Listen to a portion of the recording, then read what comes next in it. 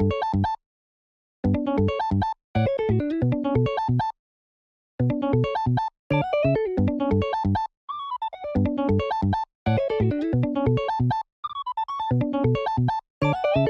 what's up, ladies and gentlemen? Good to see you again. We're a little disappointed right now because FTC and I just recorded a podcast episode that, for some reason, I don't know how the audio got swapped out for Discord, but Daniel's audio is not on the episode. So gotta love it. Yeah, gotta love it. So instead, we will be talking a little bit about some of the things that very, very slight, throughout this, but we got a little opening of some of these treasure packs. You know what?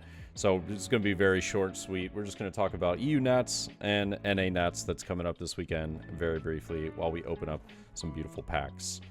But I'd say we're owed some good karma from these packs, Ian. Oh, like 100%. Yeah, like we got 2 mangas in here, bro. Imagine.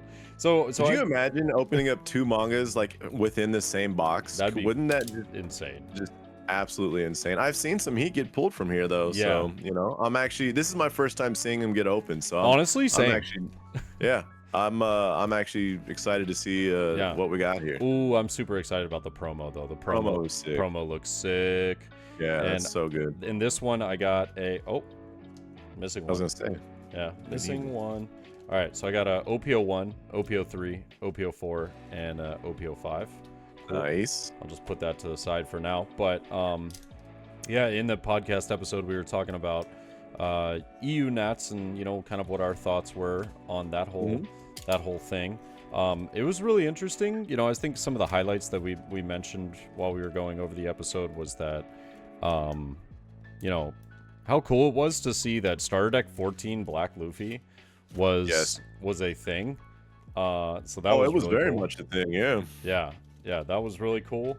And then the other one was the fact that there was so many different decks that actually had like quite a lot of representation. Right.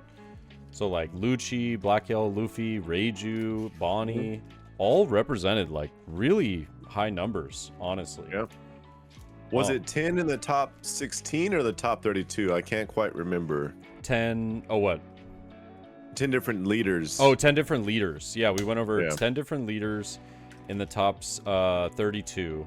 And I think it was... Oh, we did get an OPO2 pack. Nice. I was going to say, I've been seeing reports that OPO2 is the most scarce pack to get in these. Yeah. Well, you know what? We're going to put that one to the bottom then. That's going to be the last one. That's got the manga ace in it. That's ace right there. Yes, sir. I'm so excited, though. These promos look sick, man. They look good. They look really good. I'm digging it. I need to get my hands on one. Yeah. I wanted to have a playset of 4, so that's why I got exactly 4 of these. Perfect. Because one day, this card is going to be amazing, and I'll be able to run this promo.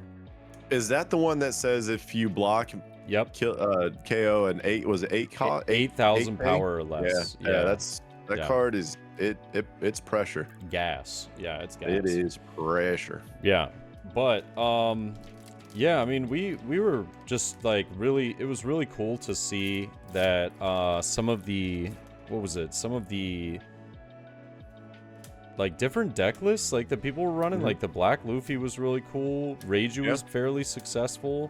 I think Nami did it. Nami. Yeah, Nami was in the top 8. I was like, what? This is pretty sick. So we got Kaya and Nami. Nami. Yeah. And bro, the nostalgia of seeing a Dawn. I know, a Dawn, that is, I'm so glad they stopped doing that. I mean, I agree. Yeah. It was fine because people, we needed Dawn out there. But I mean, geez, man, it just provided so much just waste. 100%, man. I felt kind of bad too, because like, when they stopped doing it, I initially was like, wait a minute, there should be one more card in here, and I was thinking it was the Dawn. Yeah. So stupid. And now when you see a Dawn pack, you're just like, damn it. Yeah, dang it. I don't know about that. Yep. But yeah, I know that me personally, I'm super excied for the NA Nats, and we were talking about how how close is it going to look to EU as far as, player representation, Also, we got a leader pack. So this one wasn't a great box, I guess. Killer and the event.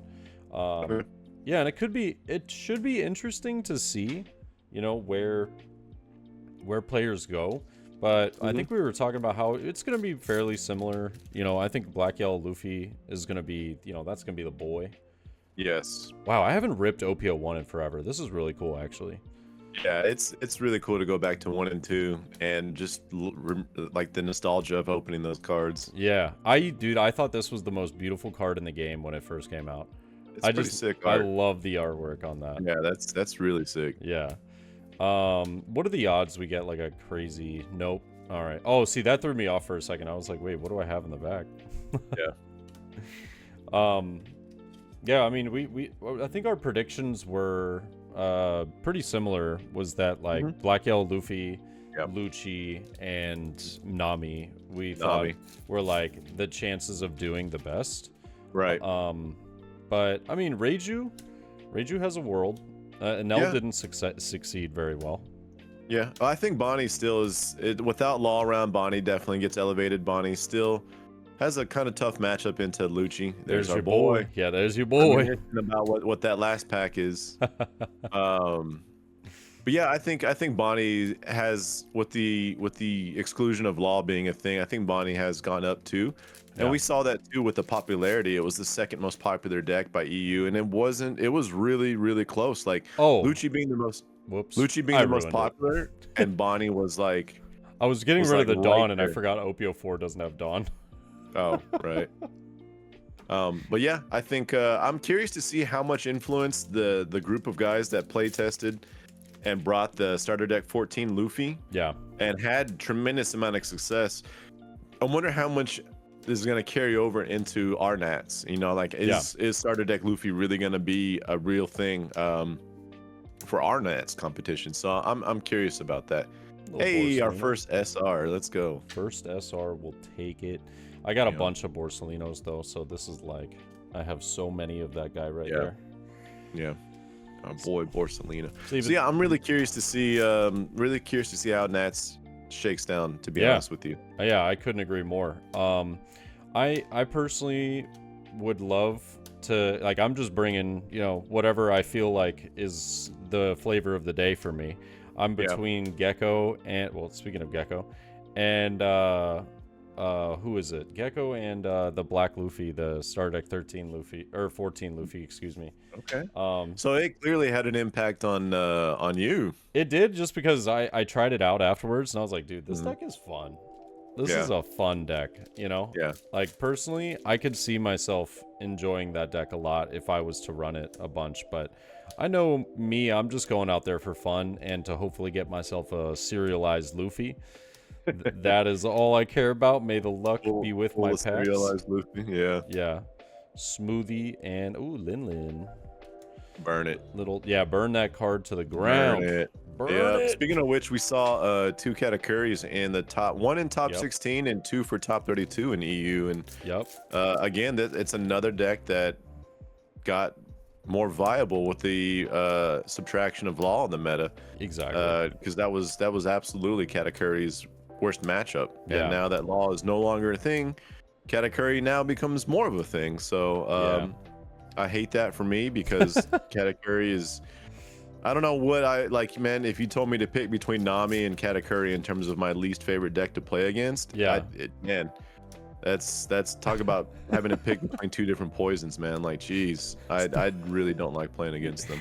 I literally don't blame you whatsoever. I absolutely hate them as well. Yeah.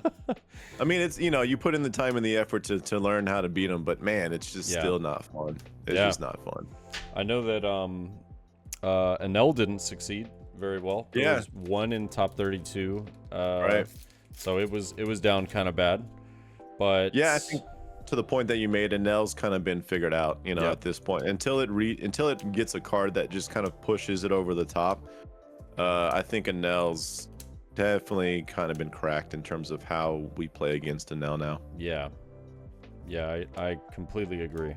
Enel is eventually, if not this next set, going to be completely fizzled out, in my opinion. But who knows? And I think that I personally want to see some success, as we were talking about as well in OPO8. We were mentioning some of the OPO8 meta. I think it would be really cool to see the success of, you know, kind of like some off-brand decks, you know, some decks coming back and just getting some love. Cracker. Actually, this is hilarious. I did need a fourth one of these. Are you serious? You needed one more cracker? Yeah, I have 4 of every single SR except for this for some reason. That is hilarious. I don't know where it went. Yeah. That's too funny. So now I've got my 4th cracker. All right, cool. Yeah. That's so Did you weird. happen to see that Katakuri deck list? We didn't go into too much detail, but the Katakuri deck list was like a lot of 2 and 3 ofs, man. Like really weird ratios for and I remember Cracker being like, I think a 1 or even like a 2, just like really weird ratios of cards. But you know, that person knows their deck and they made it work. But dang, it was an odd build for Katakuri, to be honest with you. I can imagine. I feel like Katakuri's one of 2 things: absolutely just high roll consistently, or high roll in the most odd fashion you've ever seen. So I'll have to go back and look at some of that, because now that might be what I can potentially expect this weekend. Koala. Right. Koala. Only 4 SRs though so far. No hit. And it's what? 4 boxes, so 16 packs. Yeah. So let me see, dude. This has got to be a hit, right? OPO2. Here's the ace. This is the manga ace right here. Here it is. I haven't hit an altar yet. I've seen some people get some absolutely cracked, you know, openings out of these, and then me over here getting Smoker. Hey, what a dub! What a dub! Oh man. Yup. Yeah, no, I've seen some boxes that they just went 4 for 4 on their one box, you know, and just hit it out the park. You're like, wow, okay. I got 1 SR per treasure box. But I wanted to pick up some of these, not even really for the... I mean, the potential pulls are always obviously, you know, a highlight, but I just wanted these promos, and... Yeah, that's so cool. They look really cool. And I know that they're selling for, like, only $5, so I could have picked them up super cheap, but I was like, what are the odds? Maybe I get something out of these packs. So how much were those again, the box? 20. Well, I think I got them for, like, 21 after tax or something like that. Considering that one promo covers, you know, a quarter of what the value or what you paid for it, I mean, I'd consider that good value. So yeah, honest to God. And the fact that they're getting more cards into people's hands, you know, kind of like the name of our podcast, cards in hand. It's pretty good. It's pretty good. I enjoyed that though. I wish that I had a few more to rip, but you know, 4 was fairly expensive on its own right. So yeah, I think this is that fine line between not going full degen, DJ, and still remaining a certain level of responsibility and still enjoying product, right? So that's the balance that we always strive for, but we don't always have success in, you know. Exactly. Well, ladies and gentlemen, we're really kind of bummed out about the fact that you know, that the episode got a little scuffed because for some reason technical difficulties. However, one thing that we ended the last, you know, that recording on, that we do want to mention here is that we'll be at Nationals. So if you're there and you see us, come say what's up, please. It would be dope. And yeah, we're just looking forward to being out there, playing some games, having a good time. Yep.